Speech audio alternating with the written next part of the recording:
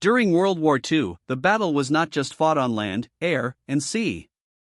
A crucial, unseen conflict raged in the realm of intelligence. Allied forces relied heavily on cryptanalysis, targeting enemy communications. While the Enigma machine presented an early formidable challenge, Nazi Germany's highest-level military and strategic communications soon employed an even more complex system. This escalation demanded a radical new approach, pushing the boundaries of what technology could achieve under immense pressure. The stakes were nothing less than the fate of nations.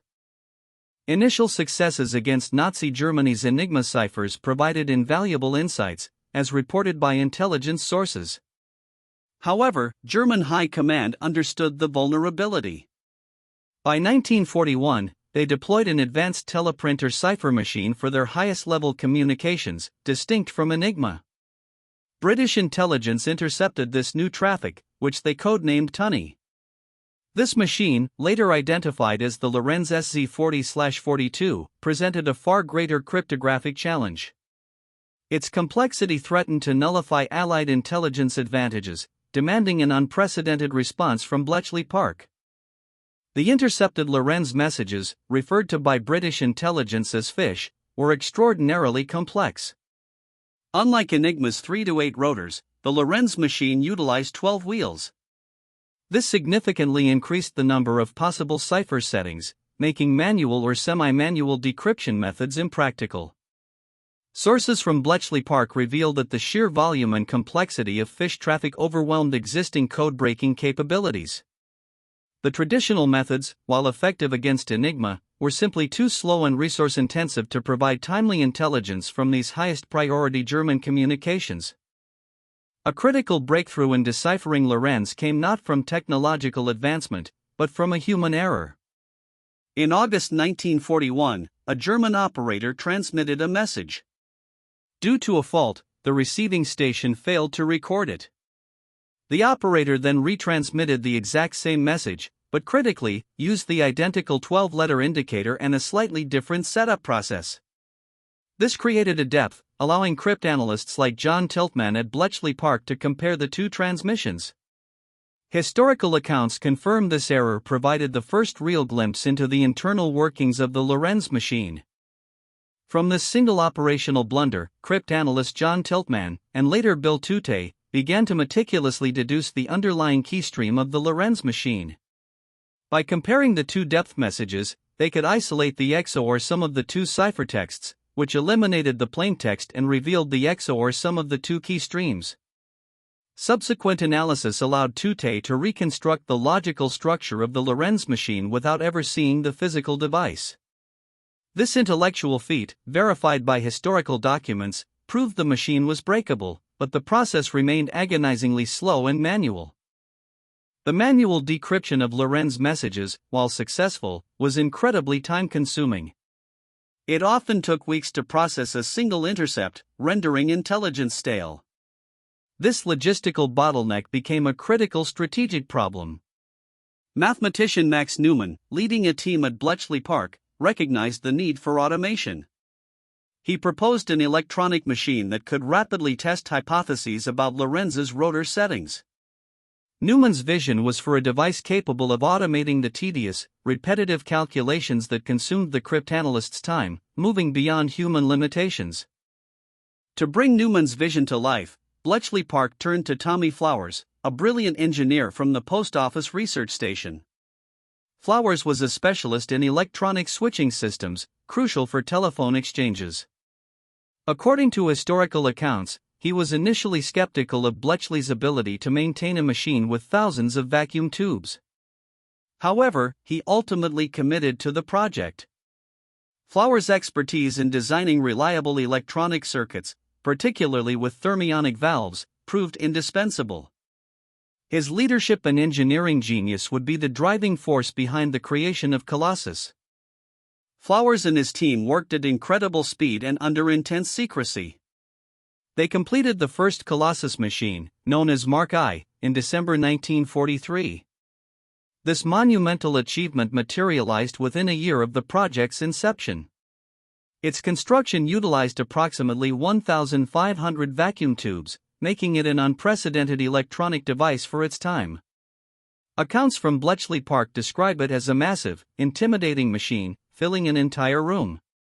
This prototype marked a revolutionary leap in computing, directly responding to an urgent wartime necessity.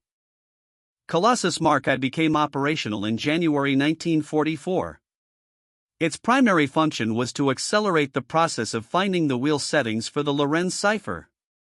It was capable of processing intercepted messages at an astonishing rate for the era, 5,000 characters per second. This speed drastically reduced the time required to break a Lorenz cipher from weeks to hours. Intelligence reports from the period confirm that this immediate acceleration provided Bletchley Park with timely, actionable intelligence, shifting the balance in the clandestine struggle against Nazi Germany's high command. Colossus worked by rapidly performing Boolean logic operations on intercepted Lorenz messages. Its design allowed it to read encrypted teleprinter tape at high speed, comparing it against patterns generated by simulated Lorenz wheel settings. The machine essentially automated the process of wheel breaking and deciphering. It could identify the specific combination of 12 Lorenz wheels that produced the most non-random result, indicating a successful match.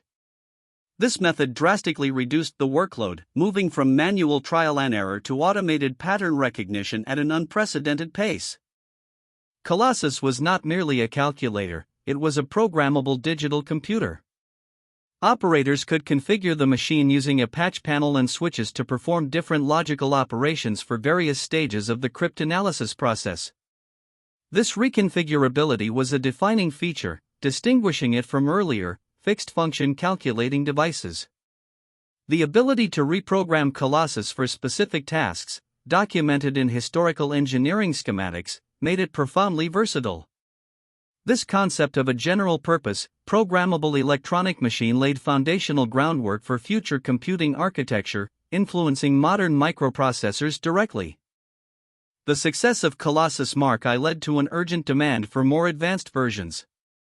Colossus Mark II was completed in June 1944, just days before the D-Day landings.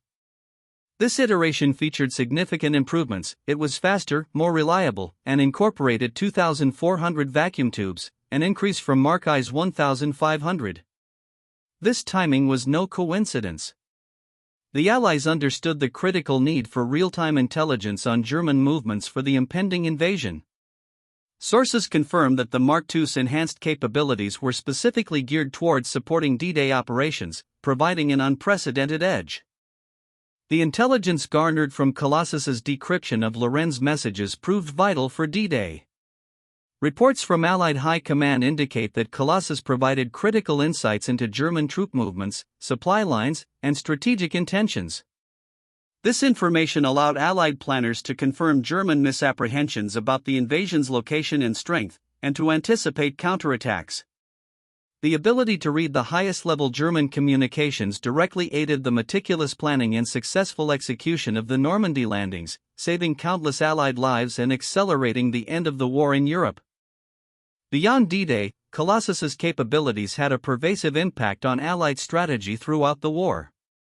It consistently provided intelligence on German high command directives, troop deployments across various fronts, and crucial U-boat movements in the Atlantic. This flow of decrypted fish traffic allowed Allied forces to anticipate enemy actions, allocate resources more effectively, and execute tactical maneuvers with superior knowledge. Historians widely attribute Colossus's intelligence contribution to shortening the war and minimizing Allied casualties across multiple campaigns in Europe. Despite its monumental achievements, the existence of Colossus remained one of the most closely guarded secrets of World War II. After the war, under strict orders, most Colossus machines were dismantled. Many components were returned to the post office, and blueprints were destroyed. This extreme secrecy was intended to prevent the Soviets, and other potential adversaries, from learning the methods of breaking high-level ciphers. The official narrative was maintained for decades, overshadowing Colossus's pioneering role in the history of computing. Its strategic value dictated its immediate, near-total erasure from public record. The decision to maintain secrecy for decades had a significant consequence. it delayed recognition of Colossus's true pioneering role in computer science. For years, the official history of computing often began with ENIAC or other post-war machines, largely overlooking this crucial precursor. This lack of public acknowledgement meant that Tommy Flowers and Max Newman, along with the entire Colossus team, did not receive the credit they deserved for their revolutionary work. Only with gradual declassification in the 1970s did the incredible story of Colossus begin to emerge, reshaping our understanding of computing's origins. Today, Colossus is widely recognized by computer historians as the world's first programmable electronic digital computer. Its use of electronics, vacuum tubes, instead of mechanical relays, its digital operation, processing characters as numbers, and its programmability, reconfigurable via switches and patch panels, set it apart. It was not merely an advanced calculator, it performed complex logical operations based on a stored program equivalent. This fundamental design, confirmed by surviving documentation and witness accounts, established key principles that would define the digital age. Tommy Flowers' contributions extended beyond merely assembling parts. His innovative engineering ensured the reliability of a machine with thousands of vacuum tubes. At the time, vacuum tubes were considered fragile and prone to failure. Flowers proved that by keeping them permanently powered on, their lifespan significantly increased. This insight into electronic component management was critical for the continuous operation of Colossus. His work demonstrated the feasibility of large-scale electronic computing, directly challenging the prevailing skepticism and setting a new standard for electronic system design. The design principles and technological innovations of Colossus directly influenced the development of subsequent electronic digital computers. Its architects, including Flowers and Newman, laid much of the groundwork. The modular design, the concept of a clock-driven processor, and the use of electronic components for logic and memory, were all foundational. While much of this knowledge was suppressed by secrecy, many of the engineers and mathematicians involved continued to contribute to post-war computing efforts. Colossus served as a secret blueprint for the digital revolution, albeit one hidden from public view for decades.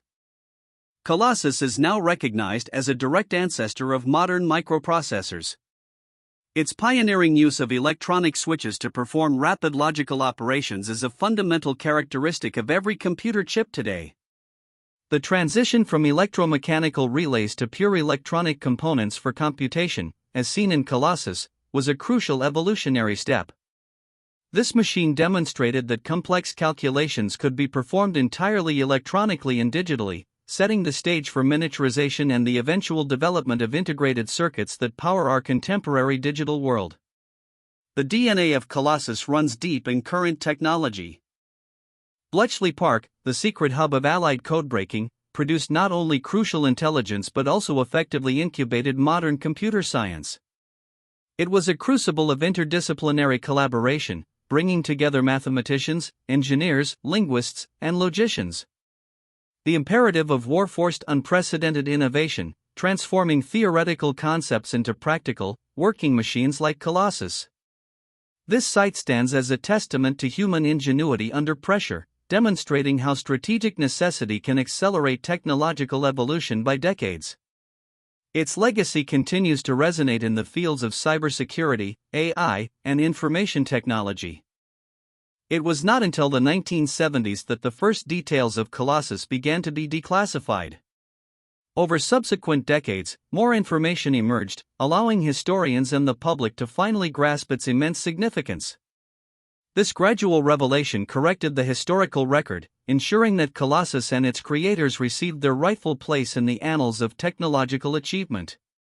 Today, a working reconstruction of Colossus at Bletchley Park allows visitors to witness its operation, providing a tangible link to a pivotal, long-hidden chapter in the history of warfare and computing.